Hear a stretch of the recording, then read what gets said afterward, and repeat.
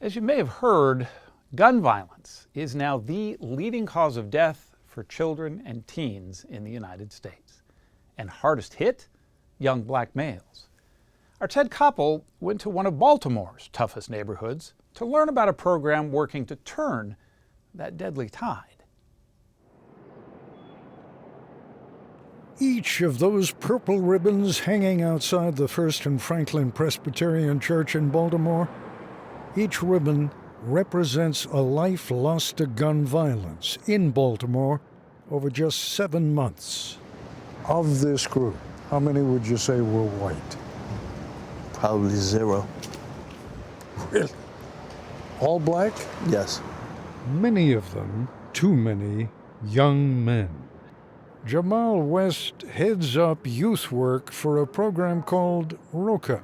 You knew a lot of the people that these ribbons represent, right? A wide number of them, yes. How did they end up dead? It's a kill or be killed city. It's what goes on here. They'd rather shoot than fight. In the old days, it's easy to take one on the chin, fight back, shake hands, and it's over.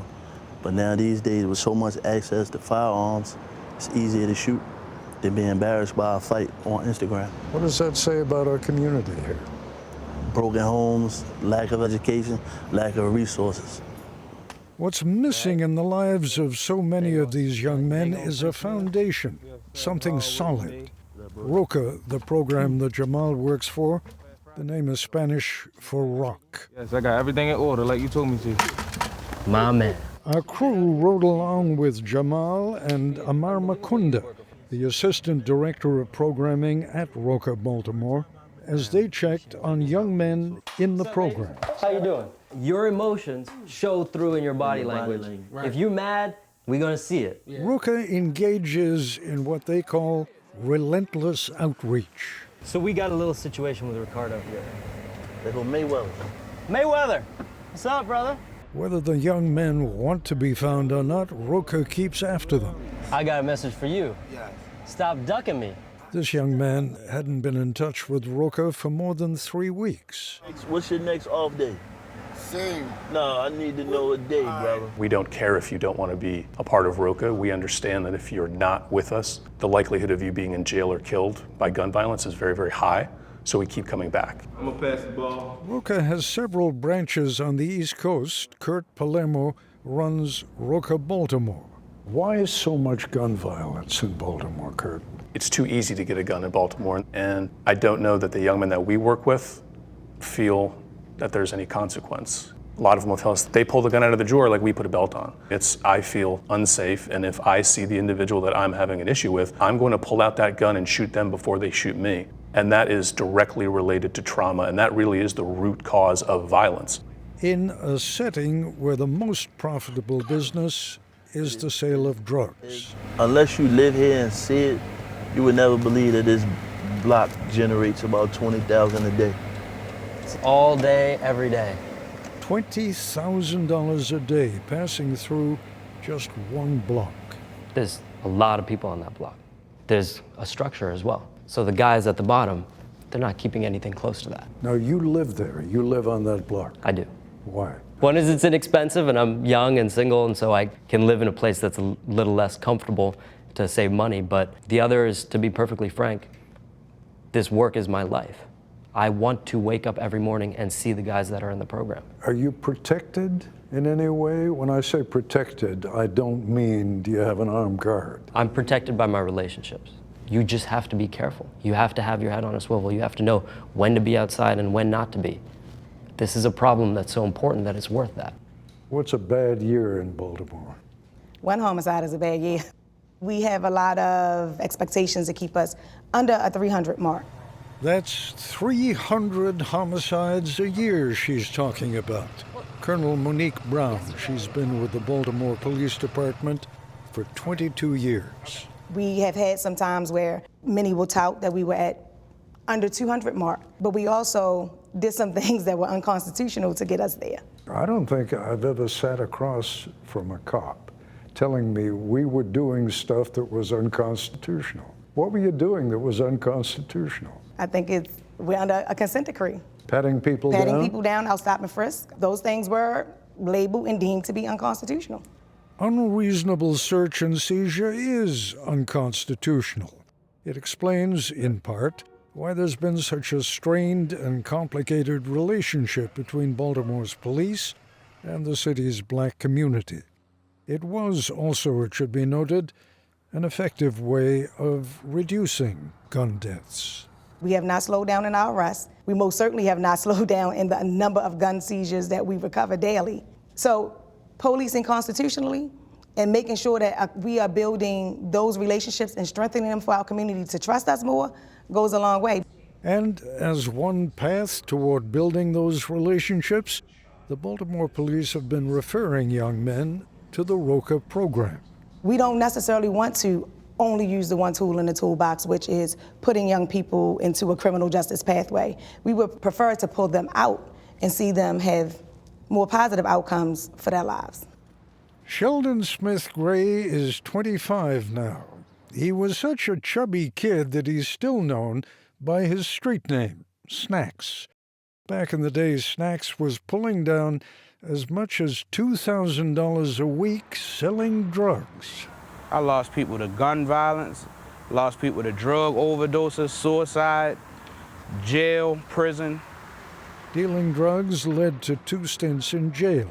After a violation of probation on a gun charge, Snacks was referred to Roca. What was it, do you think, that made you let him in? Just tired of everything. People are dying over senseless things, like how we staring at each other, people die over that. People die over the stupid things. Jaleel Dorsey is a former drug dealer who came very close to proving that point. He was working construction, driving with his boss, who cut another driver off. Nothing to do with drugs. Road rage. He was trying to aim for the driver, but instead I got hit. The bullet shattered his collarbone. Jaleel was in the hospital for 6 days. That bullet is still lodged in his back, still causing medical problems. Police referred Jaleel to Roca.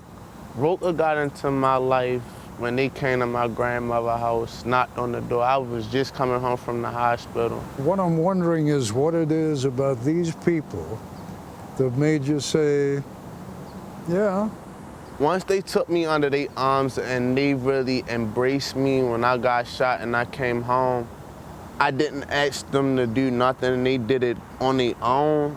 That's what really made me, oh, this is what you call home, this is what you call family, this is what you call people that really care about you, that really want you to succeed and not be another statistic. No matter where y'all start at, no matter what y'all going through, y'all can be where y'all want to be. Y'all just gotta stick to the plan, bro.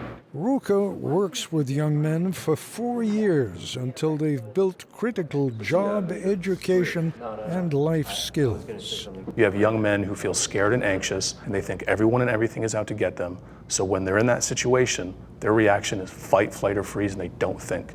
And how do you change that? So what we do is rooted in brain science. It takes about 18 to 24 months to see sustained behavior change. There's some alternatives to my behavior. What's some of the alternatives? It's called CBT, Cognitive Behavioral Therapy. And with these young men, it can literally change and even save their lives. What you doing? You bottling all that up, right? By teaching them to change their thought patterns. If you bottle all of that up, it only takes a small little pinprick to make you explode.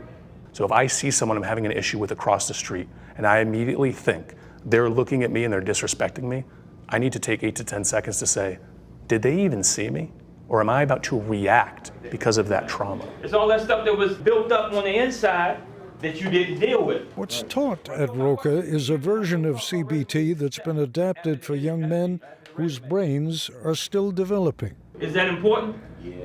Over time, the brain can change the neural pathways through the reuse of CBT over and over, whether it's a conversation on a stoop, whether it's in a classroom, whether it's before the young people go to work group. They will replace those old unhelpful behaviors with new ones that are in line with their values. It's not only what happens to you, that's only 20%, but how you react to it, that's the other 80%. The young men in Roca practice these skills of pausing between feeling and doing almost every day. If you can act intentional and actually sit back and think before you react, that's when you're very powerful.